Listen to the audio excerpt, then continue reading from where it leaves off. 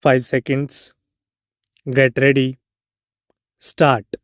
I am thankful to you for having given me this opportunity, long last, to say a few words on the budget.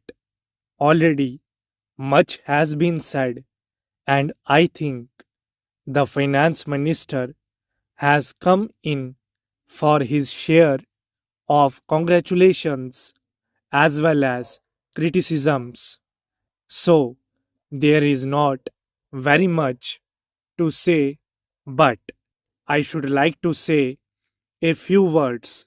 The increased development expenditure and the absence of any new taxation has earned for the budget a good response, even from the businessman. I especially welcome the relief given to the middle classes by raising the exemption limit of income tax in respect of personal income.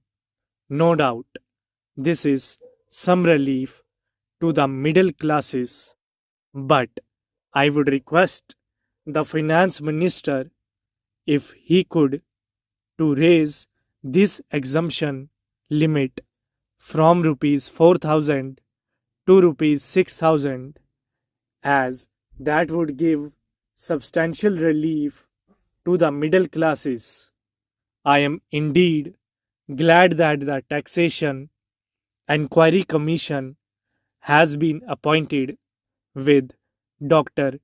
John Mathai as the chairman, and I am sure that many of the vexed problems may be solved through this commission. At the same time, I would request the finance minister to put off the estate duty bill for the present, since this enquiry commission has been appointed and they may go into this question, for I feel that it is not an opportune moment to put on more taxes on the pupil. Already, as Mr. Gadgil has pointed out, there are so many taxes on the pupil. The pupil are overburdened by taxes and they are just trying to recover their stability. So, in regard to estate duty, I would ask him to consider about it. My reason for asking it to be postponed is, as I have said, that the people are still facing economic distress, and then our government is not able to offer the amenities which other countries have, where the estate duty exists, such as free compulsory education for children, free medical aid, homes for the poor and the destitute, old age pension, etc. So, my humble suggestion is that this point may be considered by the Taxation Enquiry Commission. I agree that there is a brighter side of the picture, and that instead of continually harping on our poverty, we should also see the bright side. We are making encouraging progress towards laying the foundation of a welfare state next, with the cooperation of all the implementation of the 5-year plan. I am sure, sir, that we should be able to lay the foundations and fulfill the dreams of India. It is indeed encouraging to know from the finance minister that there is a tendency of lowering food prices all over the world, and in that case, the prices in our country too would be lowered. Regarding defense, for obvious security reasons, I do not agree with my friends who say that the expenditure should be curtailed. It is not advisable to take any undue risks and slacken the defense arrangements. Indeed, defense is one of our valuable assets, although, strange to say, there seems to be adverse opinion in some quarters. I agree with what General Karyappa once said that God and army are remembered only when there is trouble. The army consists of the most disciplined and loyal set of young men.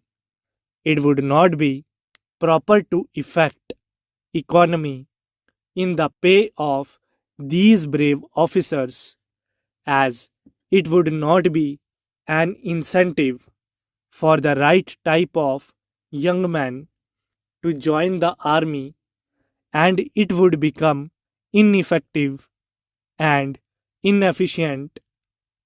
I believe already officers who were drawing rupees 1400 as their pay are now getting only rupees 700 and about rupees 100 as allowance.